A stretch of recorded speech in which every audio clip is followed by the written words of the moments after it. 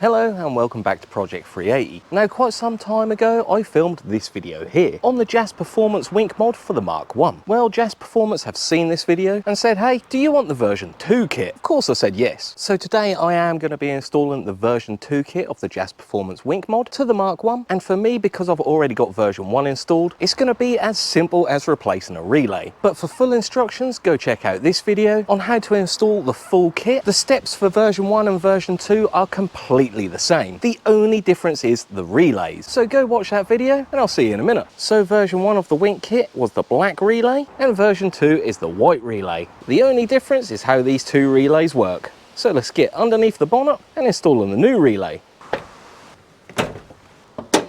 So all I've got to do is unplug the old relays and plug in the new one. Get in there. And tuck that neatly out of the way. So what's the difference in version 2? If you remember from my original video, this Wink kit would only work with the lights down, but version 2 works with the lights up and on.